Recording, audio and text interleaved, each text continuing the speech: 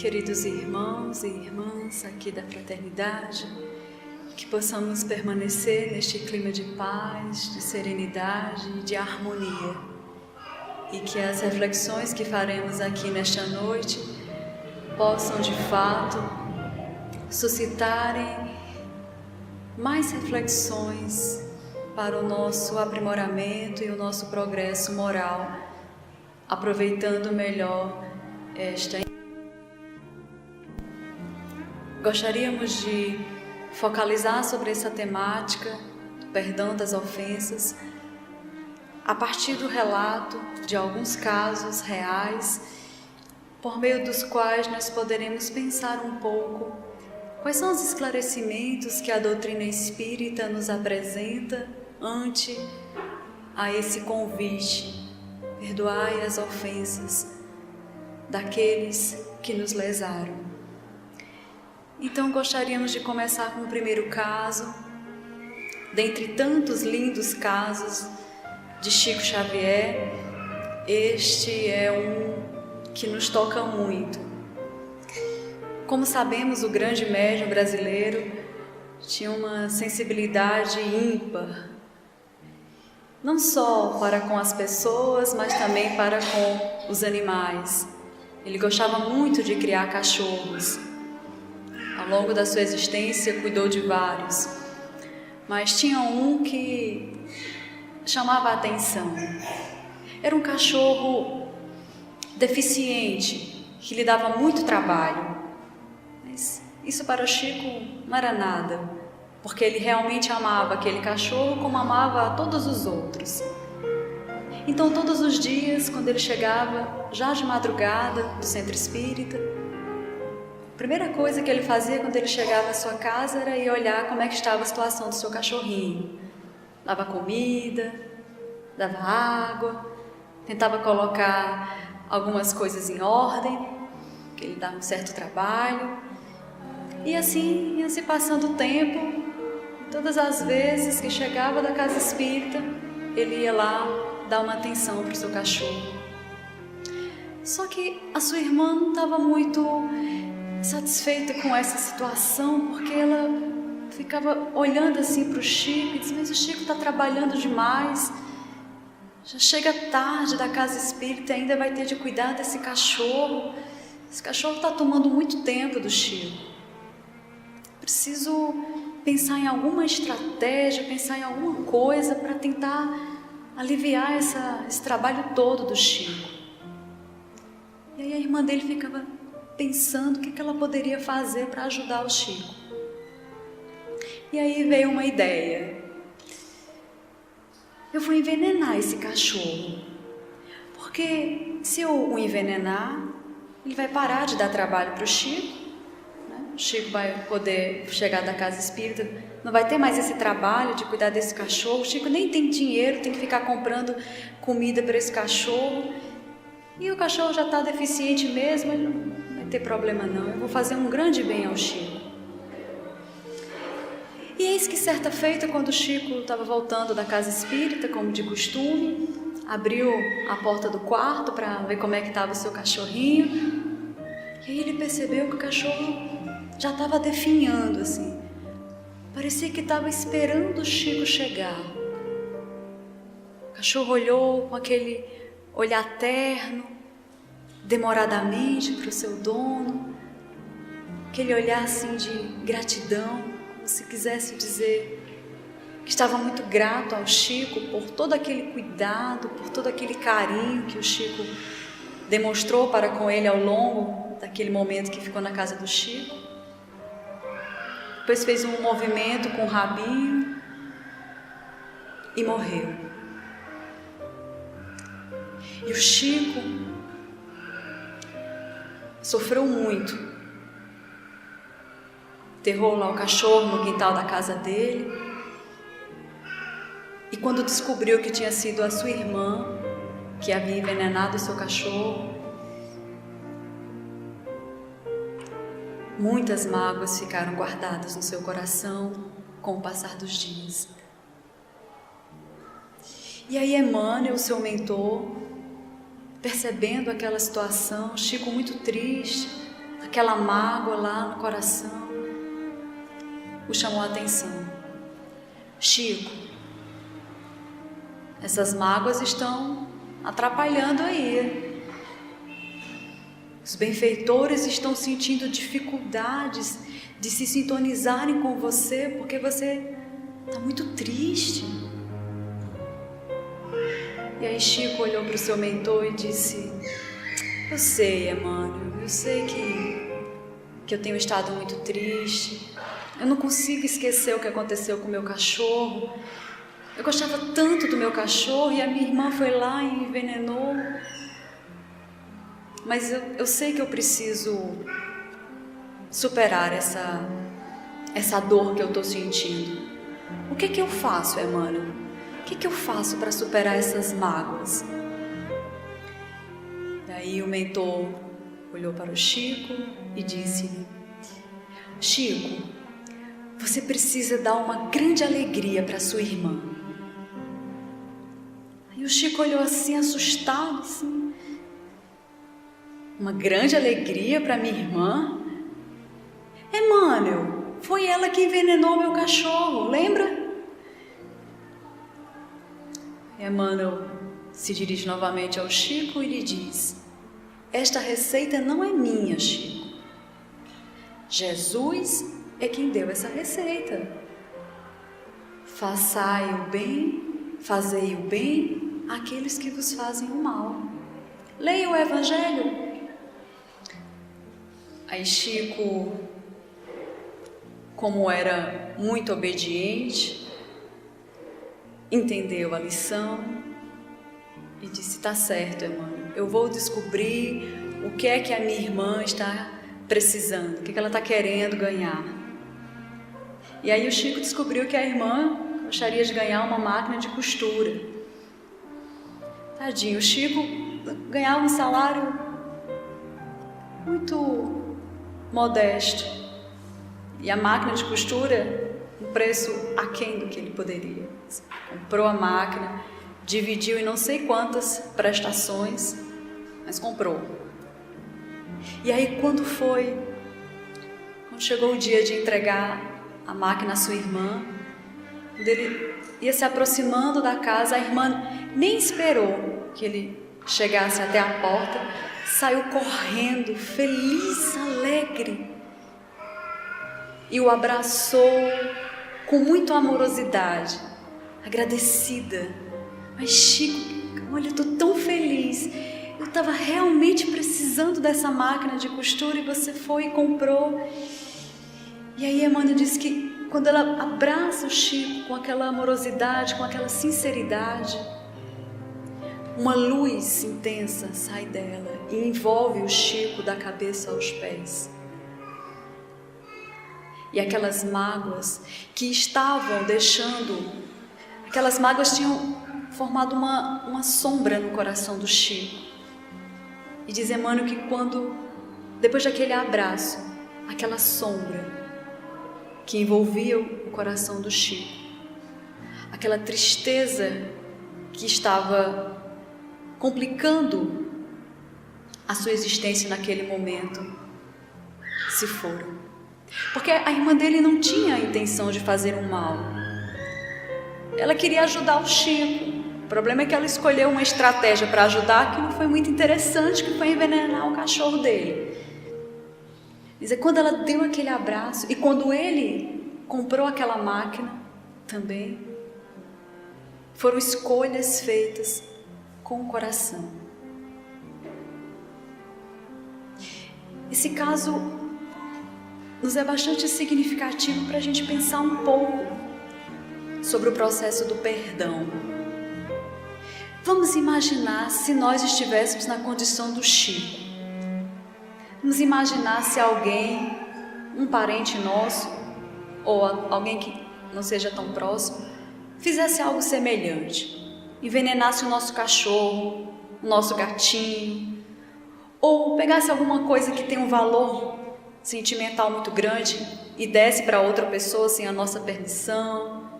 Vamos imaginar uma situação em que alguém nos fizesse um mal, mais ou menos nessa proporção.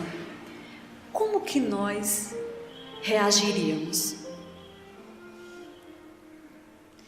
Talvez alguns de nós sentiríamos raiva de quem envenenou o nosso cachorro, raiva de quem fez algum mal pra gente. Alguns iríamos lá tomar satisfação. Mas por que você fez isso? Outros de nós, possivelmente, não iríamos tomar satisfação com a pessoa, mas iríamos ficar propagando. Você sabia que fulano fez isso comigo? Em outro contexto, e ficaríamos divulgando. Você sabia que fulano fez isso comigo? E ficaríamos alimentando essa maledicência. Outros de nós, talvez, inconformados com o mal que nos fizeram,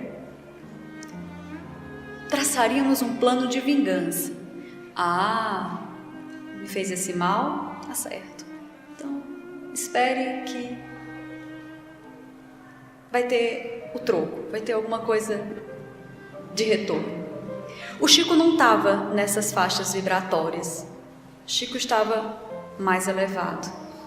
Mas, por ser humano, por estar encarnado aqui na Terra, um lugar de provas e expiações, guardou mágoas.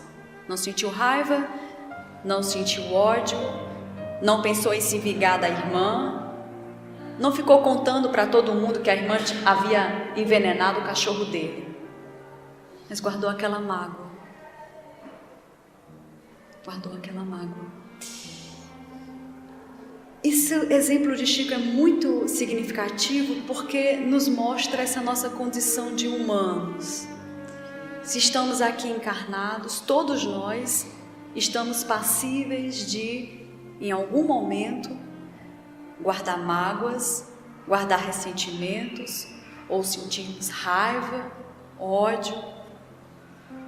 É da nossa condição de encarnados aqui.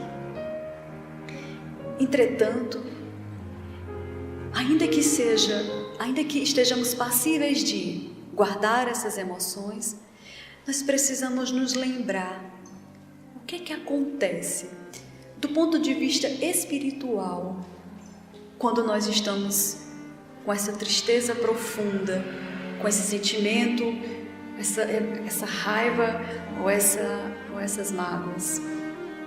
E Emmanuel é bastante claro nesse sentido. Olha, Chico, desde que você começou a sentir guardar essas mágoas, tem uma sombra aqui no seu coração. Os benfeitores estão tentando entrar numa sintonia com você, mas como você está numa baixa vibração, eles estão sentindo dificuldades. Então, quando nós estamos com essas mágoas, com esses ressentimentos, nós ficamos uma sombra. Se a gente pudesse visualizar o nosso perispírito, possivelmente verificaríamos a sombra no nosso coração e uma dificuldade para nos conectar com os nossos benfeitores que nos acompanham. Estamos passíveis, sim, mas precisamos nos lembrar o que é que está acontecendo do ponto de vista espiritual. Quando estamos com a leveza no coração, quando conseguimos perdoar o nosso irmão, aquele que nos ofendeu, nós vamos atrair para perto de nós essas companhias mais elevadas, como aconteceu com o Chico, quando ele conseguiu se libertar daquelas mágoas que estavam no seu coração e ele voltou a ficar leve, e no seu coração já não tinha mais aquela sombra. Isso foi uma questão de escolha. Lembremos, Emmanuel falou: Chico, veja o que está acontecendo. E o Chico disse: eu não quero mais guardar essas mágoas. O Chico tinha duas opções, pelo menos. Ele poderia optar: eu quero ficar com essas mágoas. E às vezes o que nós fazemos? Não, eu quero ficar com raiva, eu quero continuar sentindo raiva, eu quero continuar sem dar o perdão àquela pessoa. Eu quero continuar. É uma escolha. O Chico se disponibilizou. Não, eu quero me libertar disso. O que é que eu faço, Emmanuel? E aí o Emmanuel diz: dá um grande presente, uma grande alegria para a sua irmã. E o Chico responde como um humano, como a maioria de nós aqui diria: não, Emmanuel, tem uma coisa errada aí. Como é que eu vou dar um presente para alguém que me ofendeu, que envenenou o meu cachorro? E Emmanuel recupera a assertiva de Jesus, lá em Mateus 5:25. Fazer o bem àqueles que vos fazem o mal. Orai por aqueles que vos perseguem e vos caluniam. Essa receita não é minha, Chico. Essa receita é de Jesus. E Chico foi obediente. Porque Chico poderia, mesmo tendo ouvido Emmanuel dizer: olha, a sua comunicação com os espíritos não está muito boa. Olha, Jesus está dizendo que você precisa perdoar. Ele poderia assumir a posição de dizer: não, tudo bem, mas eu não vou perdoar. Eu não vou esquecer o que a minha irmã fez. E que, de fato, o perdão não significa necessariamente que nós vamos esquecer a ofensa ou o mal que alguém nos fez. Como é que uma mãe vai conseguir esquecer que seu filho, numa tenra idade, desencarnou por um acidente, foi assassinado? Possivelmente essa mãe não vai conseguir esquecer isso, mas ela pode ser convidada a ressignificar o que aconteceu. Em vez de nutrir o sentimento de raiva, de ódio por aquele ou aqueles que levaram o seu filho, pode ressignificar essa situação, ainda que seja a longo prazo, ainda que seja mais demoradamente, e tentar se consolar, consolando-se a partir do que Jesus nos apresenta. Tende bom ânimo, vinde a mim todos vós que estáis cansados e eu vos aliviarei. A dor vai estar, vamos carregar essa dor por um bom tempo, mas a lei de Deus é uma lei de justiça. Se nós não conseguimos entender o que está acontecendo agora, com os indícios desta encarnação, possivelmente é porque as causas estão em outra encarnação. Então, o Chico poderia ter escolhido permanecer nas mágoas, permanecer com aquela tristeza, mas foi obediente ao Evangelho.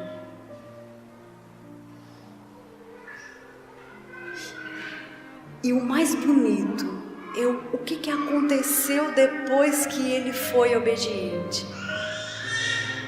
Ele voltou ao seu equilíbrio, na plenitude. A leveza o envolveu e ele voltou aos seus trabalhos. Evidentemente que isso não vai acontecer da noite para o dia com todos nós. Assim, nós não estamos, talvez aqui estejamos pensando, não estamos no nível do Chico, estamos assim rapidamente, depois de uns meses, perdoar aqueles que nos ofenderam, perdoar aquele que foi ingrato comigo, perdoar aquele que me traiu, que me lesou financeiramente, aquele que me caluniou, que inventou mentiras sobre mim. O perdão, como nos lembra Raul Teixeira, não acontece de repente. De repente eu comecei a perdoar. Da noite para o dia eu comecei a perdoar. O perdão é um processo. E o primeiro passo seria perguntarmos a nós mesmos, sinceramente: eu quero perdoar aquela pessoa que me lesou? Eu estou disposto, eu estou disposta a perdoar? Mesmo que eu vislumbre que esse perdão será a longo prazo. Mas é o primeiro passo, perguntarmos a nós mesmos se queremos isso. Porque nós temos o livre-arbítrio. Nós escolhemos ir pelo caminho 1 e pelo caminho 2, é uma questão de escolha. O que sabemos, o que a doutrina espírita nos garante, e quem perdoa sabe que quando nós perdoamos, nós nos sentimos mais leves. Quando nós conseguimos perdoar o nosso irmão, a nossa irmã, a vida flui melhor. Porque às vezes nós não percebemos o quanto de tempo, o quanto de energia que nós gastamos pensando no mal que o nosso irmão nos fez. Mas ele fez isso comigo, ele não poderia ter feito isso comigo, o meu irmão não poderia ter me tratado assim, a minha filha não poderia ter feito isso comigo. E a gente fica remoendo e vai perdendo tempo. E em vez de dizer sim, eu quero começar o processo do perdão, a gente se envolve no marasmo das mágoas, das reclamações e dos ressentimentos. Na leitura que fora lida, o auto-perdão, nós vimos a menção, o auto-perdão como um pré-requisito para perdoarmos o nosso irmão. Joana de Ângeles também nos faz essa assertiva, semelhante à que fora lida. Lá no livro Filho de Deus, 8º capítulo, Perdoa-te, psicografado por Divaldo.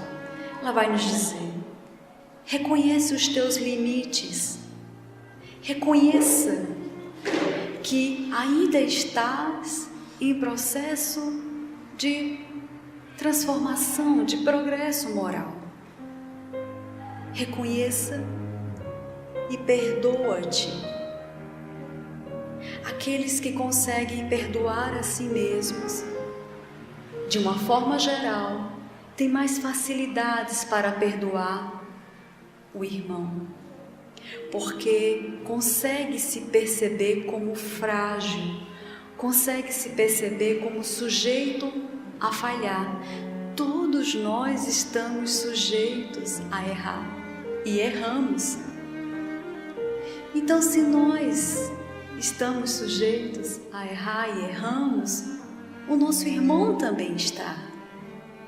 E da mesma forma que nós gostaríamos de que o nosso irmão, a quem lesamos, nos perdoasse, os irmãos que nos lesaram também esperam o nosso perdão, também aguardam o nosso perdão. Agora, se nós somos rígidos demais, como diz Paulo apóstolo na comunicação que está no 10º capítulo do Evangelho segundo o Espiritismo, no trecho, no item 15 que fora lido, se nós somos rudes demais, rigorosos demais, inflexíveis com o outro, tenhamos cuidado, porque estamos nos esquecendo de que Deus diariamente é indulgente conosco, com as nossas inúmeras falhas.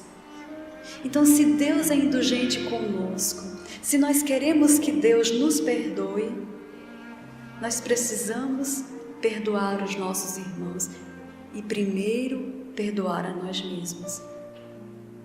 Às vezes nós somos duros demais conosco.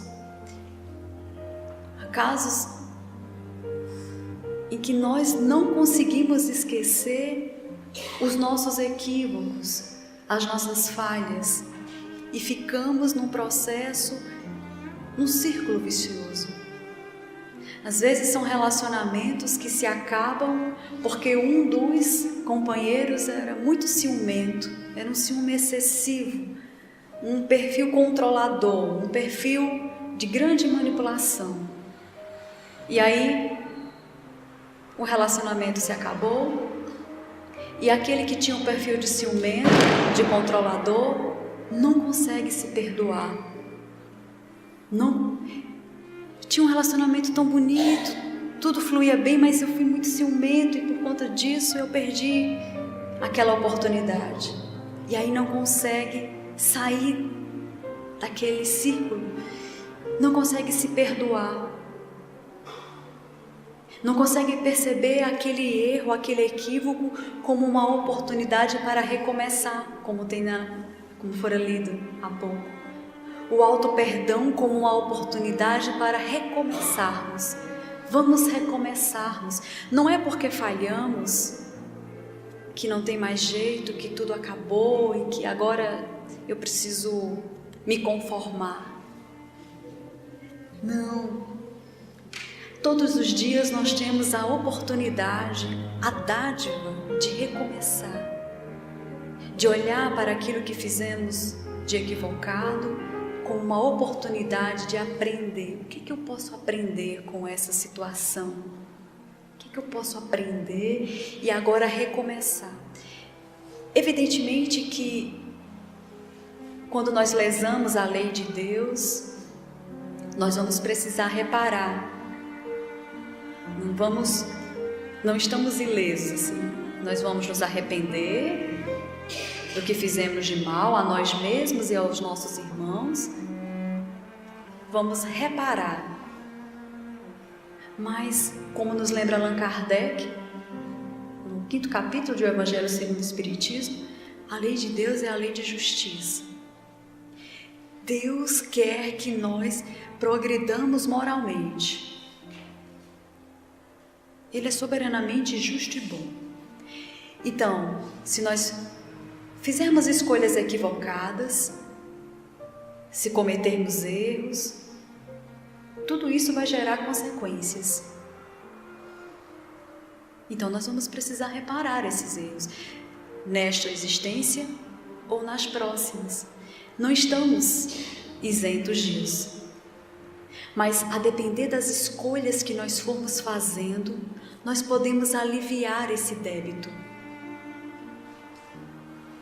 Tudo vai depender das escolhas que nós formos fazendo, da força de vontade de querer sair desse estágio em que estamos para lograr um estágio mais avançado.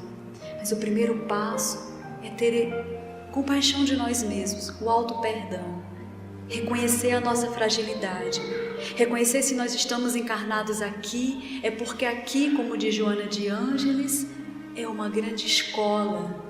E sendo uma grande escola, nós como alunos, em alguns momentos acertamos as lições, em outros momentos nós as erramos. Mas que bom que nós temos a oportunidade de corrigir a lição, de apagar o que foi escrito equivocadamente e recomeçar. Então o auto-perdão é muito importante. E aí a gente vai ter, se nós reconhecemos que nós falhamos, que nós estamos sujeitos a errar, nós vamos olhar para o nosso irmão com compaixão. Ele errou comigo, mas poderia ter sido eu. Ou eu errei, ou eu estou errando, talvez não com esta pessoa, mas talvez com outras pessoas. E aqui a gente se lembra de um lindo caso que está no livro Os Lindos Casos de Bezerra de Menezes, que foram compilados por Ramiro Gama. Conta-se que certa feita, Bezerra de Menezes estava almoçando com Quintino Bocaiúva, que era um grande político republicano na época da República. E Quintino estava muito interessado em conhecer um pouco a doutrina espírita, em saber como é que era esse negócio de espiritismo e tal. E conversando logo com Bezerra de Menezes, imagine, estava tudo fluindo bem, eles estavam almoçando e tal. E eis que na hora, no meio do almoço, chega um dos serviçais do político, de Quintino, e interrompe dizendo: Senhor, aquele homem lá do acidente está lá fora com um policial. E aí Quintino muda totalmente o semblante, aumenta o tom de voz e diz: mande entrar agora, já estão atrasados, já deveriam ter vindo para cá. E aí, quando o homem se aproxima de Quintino, ele já se aproxima chorando, assim, desesperado. Pelo amor de Deus, me perdoe. Olha, eu não tive a intenção de dar aquele tiro. Por favor, me perdoe. Se o senhor me processar, eu não sei o que vai ser da minha vida. Eu tenho 2 filhos, pelo amor de Deus. Isso porque, certa feita, Quintino estava trabalhando no seu escritório e tinha sido atingido por uma bala perdida, que tinha saído do revólver desse senhor, e atingiu de raspão. Não foi nada grave, não atingiu a cabeça dele, foi só de raspão. E aí, quando esse senhor chegou lá e começou a implorar, disse: olha, eu não sei o que vai ser da minha família, olha, eu não tenho dinheiro. Não foi intencional, foi por acaso. Quando eu pensei que não, saiu aquela bala daquela arma, não sei como é que aconteceu. Se o senhor desistir de me processar, eu vou embora dessa cidade, mas pelo amor de Deus. E aquela cena foi assim, chocando Bezerra de Menezes, porque Quintino foi muito incisivo: eu não vou perdoar você, eu não perdoo, mesmo que não tenha sido intencional. Você deu um tiro e você vai precisar pagar, você tem que pagar pelo que você fez. E o homem lá pedindo, implorando misericórdia, e Bezerra de Menezes já começou a se sentir mal, né? Imagine Bezerra de Menezes com aquela sensibilidade mediúnica que ele tinha, porque quando a gente está discutindo, quando a gente está com raiva, com ódio, os fluidos deletérios tomam conta, né? Baixa totalmente a vibração e a energia fica muito pesada. Então o Bezerra de Menezes já começou a se sentir mal com aquela situação. E aí Quintino se lembrou de que Bezerra de Menezes estava ali vendo toda aquela cena, né? E aí se dirigiu para Bezerra e disse: não, Bezerra, não vou perdoar não perdoo, definitivamente não perdoo. Ele deu um tiro e vai precisar pagar. Bezerra de Menezes estava caladinho, reservado, mas como o amigo se dirigiu a ele, Bezerra de Menezes, com aquela tranquilidade, com aquela amorosidade que lhes eram tão peculiar, olhou para Quintino e disse: ah, meu irmão, você não perdoa, né? Aí Quintino percebeu que estava sendo reprovado, né? Bezerra de Menezes, né? Por essa assertiva. Aí Quintino disse assim: não vou perdoar não, vai dizer que eu não estou certo. Eu estou com a razão, Bezerra. Eu quase fui atingido por uma bala perdida, eu poderia estar aqui no hospital, não sei o quê. Bezerra de Menezes, com muita humildade, olhou para o seu amigo e disse-lhe apenas uma assertiva: meu irmão, você tem plenamente o direito de não perdoar, contanto que você não erre. Pronto. Bezerra de Menezes só disse isso para o seu amigo, mas, diz Ramiro, essa assertiva caiu como se fosse um raio no coração de Quintino. Assim, foi assim, certeira. Você tem plenamente o direito de não perdoar, contanto que você não erre. E aí, quando aquelas palavras caíram no coração de Quintino, uma flecha, ele entendeu. Olhou para aquele senhor que estava lá em lágrimas, desesperado, sem saber o que queria fazer se fosse preso, e disse-lhe: pode ir embora. Olhou para o policial e disse: tudo bem, esqueça esse caso. Então, Bezerra de Menezes vai no ponto, como estávamos dizendo anteriormente. Quem somos nós para não perdoar o nosso irmão? Quantos de nós gostaríamos de que alguém nos perdoasse ou algumas pessoas nos perdoassem? Esse exercício de se colocar no lugar do outro, de ter compaixão do outro, daquele que nos ofendeu, assim como nós gostaríamos de que aquelas pessoas a quem lesamos também tivessem compaixão de nós. Mas com esses casos, nós queremos reforçar que o perdão é uma escolha que nós fazemos, que traçamos como uma meta. Da mesma forma que nós traçamos metas para o plano material, aqueles que precisam diminuir as taxas de colesterol, de glicose, de triglicerídeos, precisam traçar metas e cumpri-las direitinho. Quem quer passar no concurso, traça lá as metas. Quem quer progredir moralmente, precisa traçar as metas.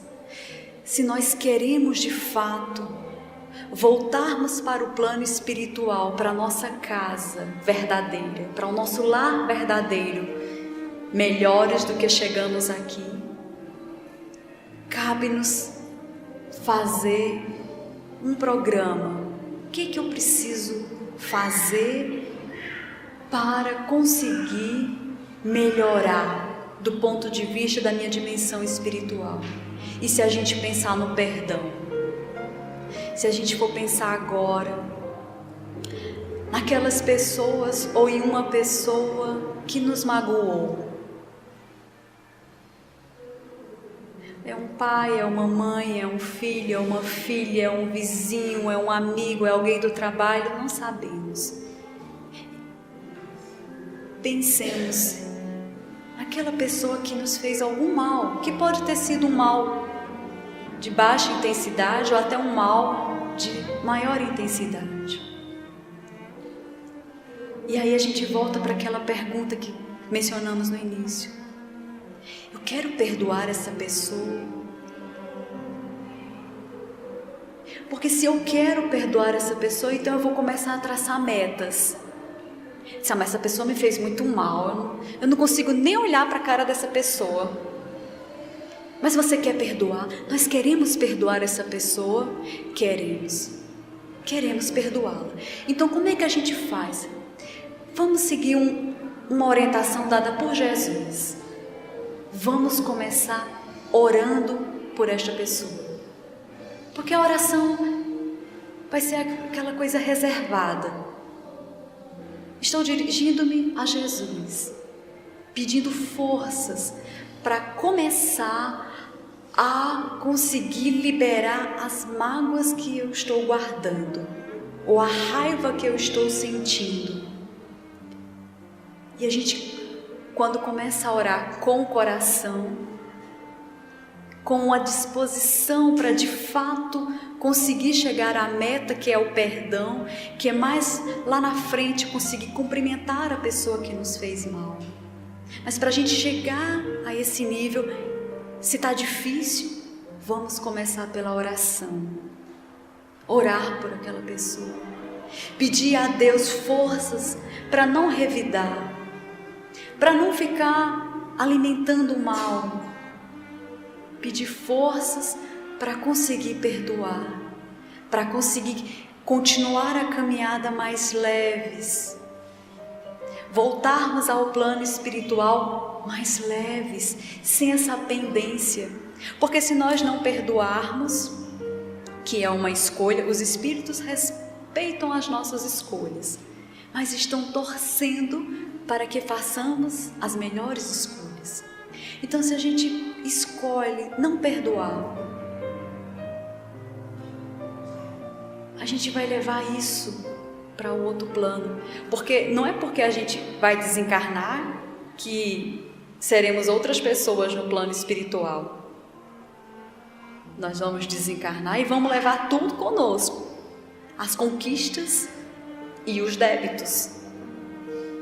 Por isso que Jesus nos diz lá em Mateus 5:45, reconcilia-te com o teu adversário o quanto antes. Se estiver difícil, comece pela oração.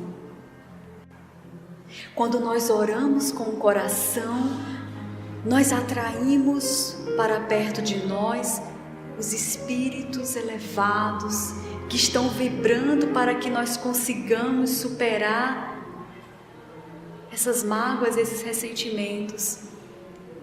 E aí, quando nós começamos a orar com o coração, tudo vai fluindo no seu tempo, mas vai fluindo, porque nós não podemos nos esquecer, enquanto espíritas que somos, ou espíritas que queremos ser de fato, do que os espíritos disseram a Allan Kardec. Allan Kardec,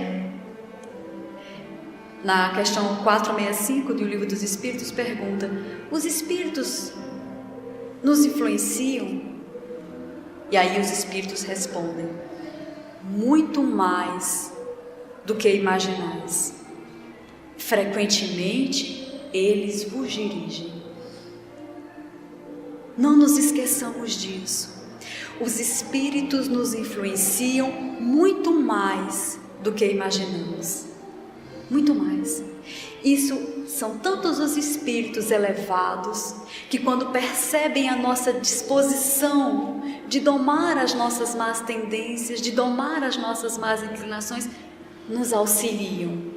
Assim como os espíritos inferiores, quando percebem que nós estamos naquela baixa vibração, naquela baixa sintonia, com pensamentos pessimistas, negativos, até pensamentos suicidas, eles vão nos influenciar, vão potencializar. Então, que nós possamos traçar as metas que nos auxiliarão no processo do perdão, o perdão das ofensas. Que possamos traçar essas metas, a começar pela oração. E depois nós vamos progredindo e vamos dizendo: não vou mais falar mal daquela pessoa que me fez mal. Quando alguém vier falar mal, eu não vou alimentar esse mal. Eu não vou pensar em planos de vingança. Eu não vou ficar desejando o mal àquela pessoa. Porque aí sim nós vamos estar perdoando com o coração. Porque Paulo apóstolo, nessa mesma comunicação, perdão das ofensas, do 10º capítulo, vai nos dizer: há duas formas de perdoar. A primeira forma é perdoar com os lábios. É quando alguém nos ofende, nós dizemos assim: tá certo, eu perdoo. Mas eu não quero ver nunca mais essa pessoa.